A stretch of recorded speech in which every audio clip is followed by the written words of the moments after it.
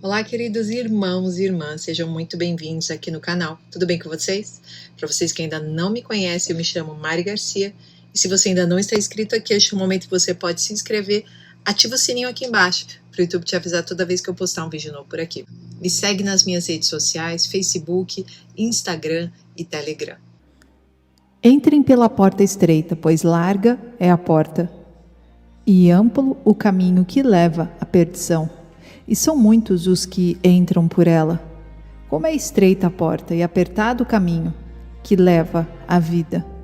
São poucos os que a encontram. Este é Jesus falando sobre dois caminhos, um que vai para o inferno e um que vai para o céu. Pois o caminho que vai para o inferno é um caminho que leva à perdição, um caminho largo, cabem muitas pessoas. Aquele que vai para o céu, metaforicamente falando, pois o céu é uma maneira metafórica de falarmos sobre a eternidade com Deus. Este caminho, ele é estreito, ele é apertado e poucas pessoas acabam encontrando este caminho estreito. Jesus o chama de o caminho que leva à vida. Imagine a população mundial e o número de pessoas que já viveram desde o tempo de Jesus Cristo, há mais de 2000 anos. Então imagine que existem mais pessoas indo para o inferno do que indo para o céu. A porta larga é muito mais fácil de entrar e também de encontrar. Quando lemos Lucas, capítulo 13, a partir do versículo 22, nós temos uma outra descrição das palavras que Jesus disse a respeito dessa mensagem. E diz assim, versículo 22, depois Jesus foi pelas cidades e povoados e ensinava, prosseguindo em direção a Jerusalém. Alguém lhe perguntou, Senhor, serão poucos os salvos? Ele lhes disse, esforcem-se para entrar pela porta estreita, porque eu digo a vocês que muitos tentarão entrar e não conseguirão. Quando o dono da casa se levantar e fechar a porta, vocês ficarão do lado de fora, batendo e pedindo, Senhor, abre-nos a porta. Ele, porém, responderá, não os conheço, nem sei de onde são vocês.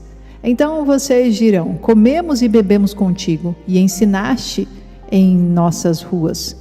Mas ele responderá, não os conheço, nem sei de onde são vocês. Afastem-se de mim, todos vocês que praticam o mal. Ali haverá choro e ranger de dentes, quando vocês virem Abraão, Isaque e Jacó, e todos os profetas no reino de Deus, mas vocês excluídos. Pessoas virão do Oriente e do Ocidente, do Norte e do Sul, e ocuparão os seus lugares à mesa no reino de Deus. De fato, há últimos que serão primeiros, e primeiros que serão últimos. Aqui fica claro para mim que Jesus está falando para os crentes também. Então, ele está respondendo a alguém que pergunta se poucos serão os salvos.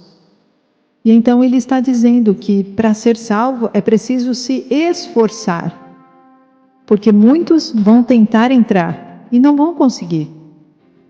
E então ele fala sobre o dono da casa, que vai levantar e fechar a porta, e aqui ele traz a menção justamente do noivo e das 10 virgens e as que ficarão do lado de fora, pedindo, Senhor, abre-nos a porta. Então ele vai responder, não os conheço. Ou seja, as 5 noivas imprudentes que estavam sem o óleo em suas candeias, estarão à porta depois e não serão reconhecidas pelo noivo. E então as pessoas dirão, não, mas a gente comeu e bebeu contigo e ensinamos nas ruas. E ele responderá, não os conheço. E então ele dirá, afaste-se todos vocês que praticam o mal. Então aqui parece que são pessoas que se dizem cristãs e não são, também inclusas nesse hall que Jesus está descrevendo como aqueles que tentaram e não conseguiram. E então ele finaliza que virão pessoas de todos os cantos para ocupar os seus lugares à mesa no reino de Deus. Aqui me parece que está fazendo menção a judeus e gentios. Então, os que foram escolhidos, os israelitas, não quiseram os seus lugares à mesa a princípio. Então, aqui mostra que de todas as raças, de todos os lugares, aqueles que aceitarem a Cristo poderão ter um lugar à mesa no reino de Deus. E então ele coloca por último, os últimos serão os primeiros e os primeiros serão os últimos. Então, aqueles que foram escolhidos primeiro, muitos serão os últimos.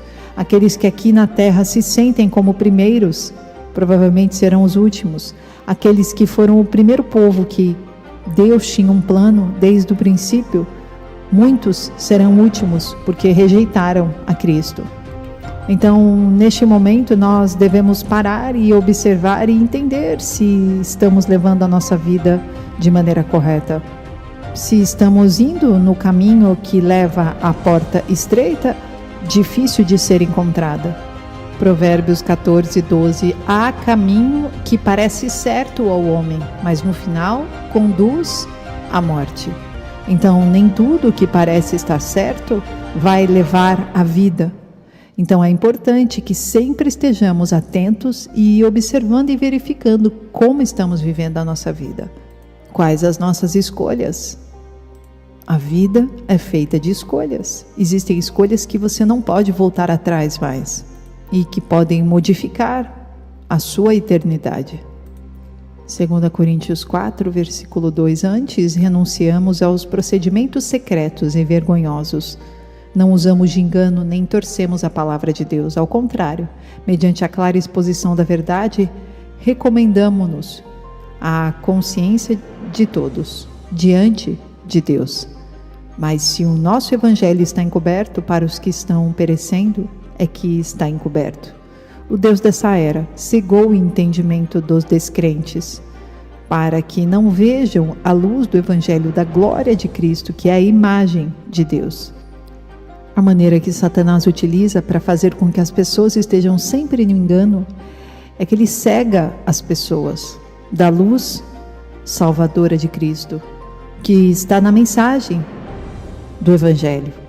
É por isso que muitas vezes nós vemos pessoas que ouvem a mensagem do evangelho e ignoram-a, embora saibam que é verdade, simplesmente porque estão cegados por Satanás. É tempo de vivermos com os nossos olhos bem abertos para os tempos e os eventos que estão ocorrendo ao redor. Se temos amigos ou familiares que não são salvos, mas que se encontram ainda cegos por Satanás, precisamos levantar a nossa oração e clamar pelo poder de Deus. E nós devemos continuar agindo conforme o Evangelho nos ensina e pregarmos com nossas ações. Quais os motivos que fazem com que as pessoas escolham o caminho mais largo? Consciente ou inconscientemente? Em primeiro lugar, os seus corações não estão com Deus. Mateus 15, versículo 7. Hipócritas, bem profetizou Isaías acerca de vocês, dizendo: este povo me honra com os lábios, mas o seu coração está longe de mim. Em vão me adoram, seus ensinamentos não passam de regras ensinadas por homens. Jesus chamou para junto de si a multidão e disse: ouçam e entendam, o que entra pela boca não torna o homem impuro, mas o que sai de sua boca, isto o torna impuro. Então, no versículo 15, Pedro pede: explica-nos a parábola. E ele responde: Jesus. Será que vocês ainda não conseguem entender? Perguntou Jesus. Não percebem que o que entra pela boca vai para o estômago e mais tarde é expelido? Mas as coisas que saem da boca vêm do coração, e são essas que tornam o homem impuro. Pois do coração saem os maus pensamentos, os homicídios, os adultérios, as imoralidades sexuais, os roubos e os falsos testemunhos, e as calúnias. Essas coisas tornam o homem impuro, mas o comer sem lavar as mãos não o torna impuro. Então, como podemos saber se entraremos pela porta estreita? Apenas Deus conhece o nosso coração, Mas o que você faz quando ninguém está te olhando? Apenas Deus.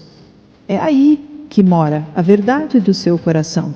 Então peça para Deus perdão, se caso você tem errado. Se o seu coração está tendendo a tombar para o erro, Deus pode mudar o seu coração. Mas em primeiro lugar você precisa se colocar em postura de arrependimento diante do único que pode curar a maldade que vem de dentro. E não apenas aquilo que você coloca para dentro, mas aquilo que sai de você e que muitas vezes pode acometer muitas maldades ao redor. Jesus estava falando com os fariseus justamente porque eles tinham a mente cheia da palavra de Deus, mas o conhecimento de nada fazia com o coração deles. Eles continuavam apenas vivendo a lei e eles não viviam intensamente o amor. O coração continuava escuro. O pecado fazia parte dessa hipocrisia que eles estavam vivendo. Esses provavelmente serão os últimos que se sentiam os primeiros. Então, você precisa resistir ao reino das trevas em sua vida e concentrar-se em Deus. Parar de honrar apenas da boca para fora. Isso não é o suficiente. Perceba se o seu coração concorda com o que a sua boca diz. Deixe a sua vida testemunhar sobre você. E Deus precisa habitar em seu coração. O reino de Deus está disponível para todos que puderem abrir os seus corações e deixar o reino de Deus entrar. E a melhor forma para deixar isso acontecer é fazer com que a palavra de Deus estabeleça um lugar contínuo em seu coração. Não só apenas por conhecimento, mas por conhecimento e obras. Elas precisam fazer parte do seu dia a dia. Salmo 119, versículo 10. Eu te busco de todo o coração. Não permitas que eu me desvie dos teus mandamentos. Guardei no coração a tua palavra, para não pecar contra ti. Bendito sejas, Senhor. Ensina-me os teus decretos. Com os lábios, repito todas as leis que promulgaste. Regozijo-me em seguir os teus testemunhos, como o que se regozija com grandes riquezas. Meditarei nos teus preceitos e darei atenção às tuas veredas. Tenho prazer nos teus decretos. Não me esqueço da tua palavra. A palavra de Deus é o alimento que você precisa levar para a sua vida em todo o tempo. Mateus 4:4. Jesus respondeu: está escrito, nem só de pão viverá o homem, mas de toda a palavra que procede da boca de Deus. Esse é o alimento puro e saudável que todos nós devemos consumir diariamente, e que ele gere frutos em nós, e nós sejamos sal e luz para todos ao nosso redor. 2 Crônicas 7, versículo 14. Se o meu povo, que se chama pelo meu nome, se humilhar e orar, buscar a minha face e se afastar dos seus maus caminhos, dos céus o ouvirei, perdoarei o seu pecado e curarei a sua terra. De hoje em diante os meus olhos estarão abertos e os meus ouvidos atentos às orações feitas neste lugar. Escolhi e consagrei este templo para que o meu nome esteja nele para sempre. Meus olhos e meu coração nele sempre estarão. E se você andar segundo a minha vontade, como fez seu pai Davi, e fizer tudo o que eu ordeno a você, obedecendo aos meus decretos e às minhas leis, firmarei o seu trono, conforme a aliança que fiz com Davi. Oremos. Senhor nosso Deus e nosso Pai, obrigada por esta mensagem. Queremos entrar pela porta estreita. Por isso, Senhor, aguça os nossos sentidos. Fala conosco em nosso coração. Se houver algum pecado em nós, que nós não estejamos enxergando, por favor, nos purifica. Lava nossa alma. Nós nos arrependemos e queremos hoje viver uma vida contigo, Jesus, porque sabemos que sem ti nada somos. Por isso hoje nós decidimos que somos teus servos. Sê conosco nesta caminhada, meu Pai, acampando teus anjos ao nosso redor, protegendo e guardando-nos de todo mal. Teu é o reino, tua é a glória, para todo sempre. Amém. Deus abençoe, queridos. Permaneçam firmes e até o próximo